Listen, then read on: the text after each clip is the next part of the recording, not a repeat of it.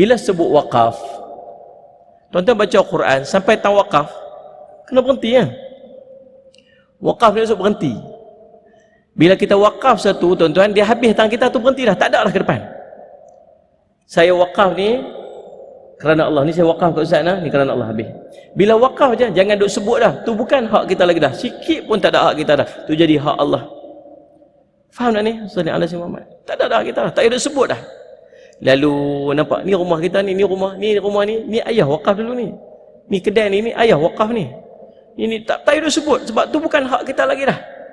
Apatah lagi ada di kalangan kita yang mai minta balik wakaf yang dia bagi. Ada tuan-tuan. Sallallahu alaihi Muhammad. Kita duk buat kerja ni, kita macam-macam jumpa dengan manusia. Saya nak tarik balik. Kita jenis tak mau nak tanya rujuk-rujuk ustaz-ustaz. Ustaz, sekolah dah buat, mereka bagi wakaf tanah. Sekolah dah buat, sekolah dah duduk berjalan, budak-budak dah duduk mengaji dekat dalam tu. Kalaulah benda tu tak berjalan, tanah tu masih duduk kosong, dia kata saya wakaf tanah kat sini, kemudian tanah tu sampai bertahun-tahun duduk kosong lagu tu, dia nak minta balik, kot padan lah. Walaupun tak boleh minta balik sebab dia dah wakaf dah.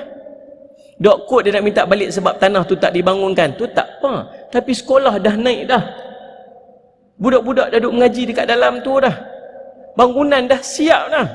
Tiba-tiba kata apa? Saya nak balik tanah ni. Rujuk pilah dekat mana pun, semua orang kata apa? Ustaz, tak payah dah, pasal itu bukan jadi hak dia lagi dah, tu dah jadi hak sekolah. Dia wakaf tu kerana Allah dah jadi milik Allah dah, bukan hak dia dah. Tak boleh dia minta. Kalau dia ambil pun berdosa besar hukum dia.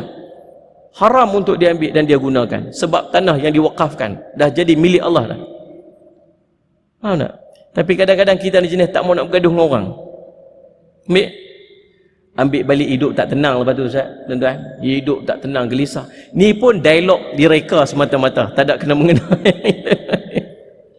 Faham tak ni? Salih Azimah, tuan-tuan, kita pergi cari pula siapalah yang wakal lah, yang apa, mau tak duk carilah tuan-tuan. Ni sebagai pengajaran kepada semua. Kita yang duk mengaji, kadang-kadang kita rajin wakaf sungguh. Kita duk mengaji ni, setiap orang yang main, tuan-tuan, saya yakin setiap orang daripada kita mesti ada wakaf yang kita bagi. Jangan sebut dah, tuan-tuan. Kalau boleh saya nak kata, sijil wakaf pun tak payah duk ambil.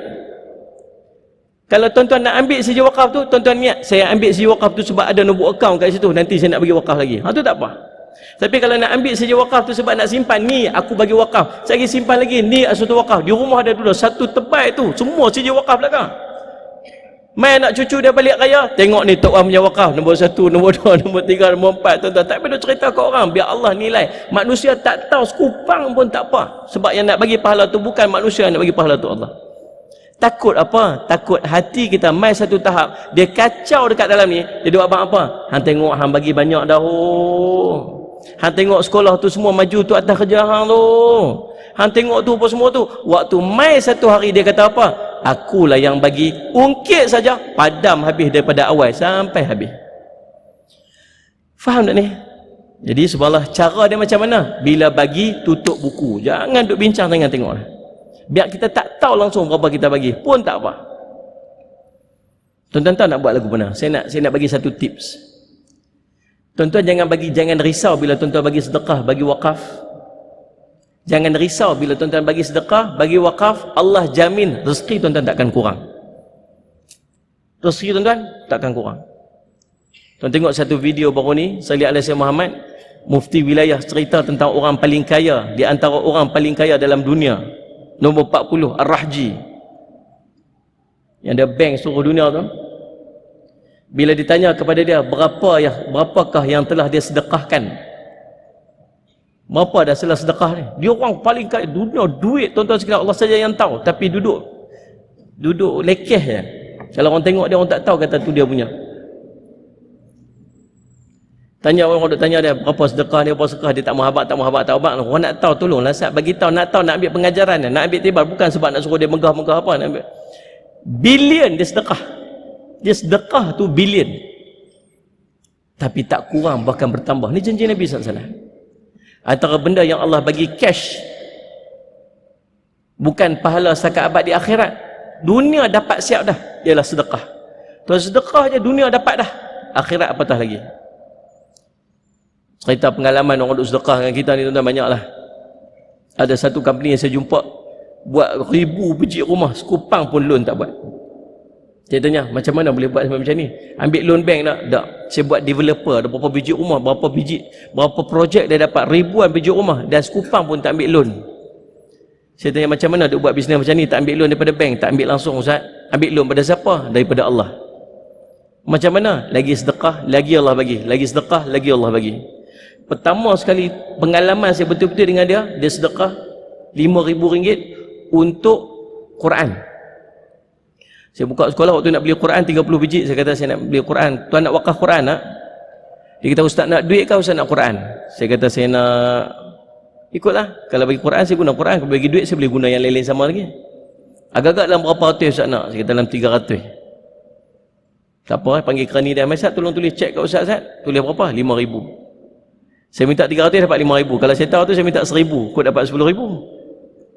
Subhanallah tuan-tuan, salli alaihi wasallam. Tuan-tuan, tak berapa lama lepas tu dia telefon balik, dia kata jumpa minum dekat Shah Alam. Dia kata, Ustaz tahu tak apa jadi? Satu projek yang saya tender yang dah rejected. Saya nak projek, saya nak owner projek tu kepada kerajaan dan dah di reject, dah tutup file dah, simpan dah, rejected, tutup, simpan dah. Tiba-tiba dia boleh panggil balik pengarah-pengarah mesyuarat dan owner balik dekat saya daripada 15 juta projek kepada 30 juta. Bukan setakat dapat, bukan setakat approve, tapi ganda. Ustaz, berkat sedekah. Nak cerita, bila tuan-tuan buat sedekah, Allah akan bayar cash di dunia ni. Kadang-kadang kita duk nilai, bila kita dapat ni atas duit. Ustaz, saya banyak sedekah Ustaz, tapi tak kaya-kaya, duk macam tu juga. Sebab nilaian kita atas nikmat ni duit. Walhal, sihat lebih mahal daripada duit. Tidak?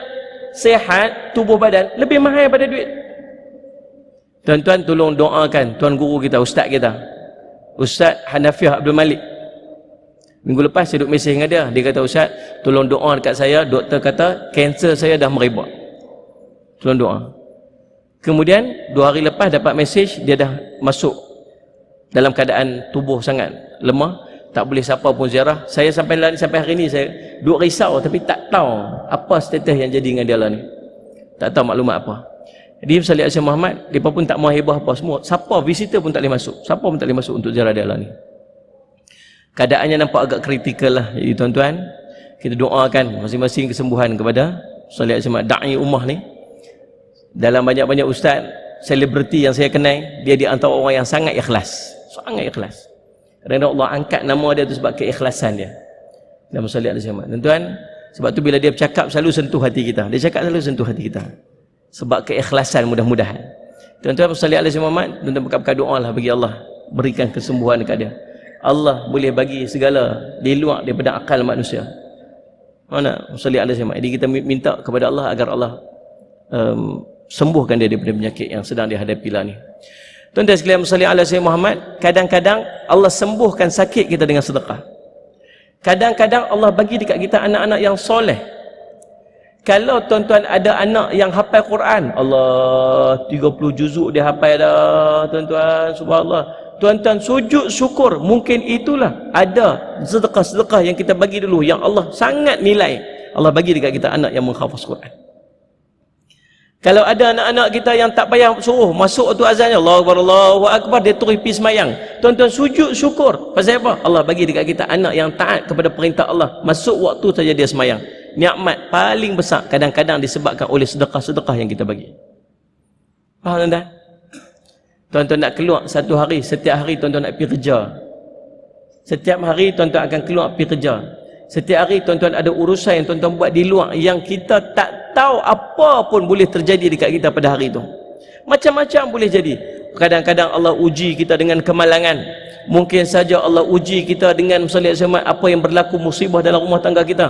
Tuan-tuan, nak dihindarkan daripada musibah pada setiap hari, pagi-pagi pastikan sedekah. Waktu sedekah, niatlah kepada Allah. Mudah-mudahan dengan keberkatan sedekah tu Allah melindungi kita dan keluarga kita pada hari tersebut.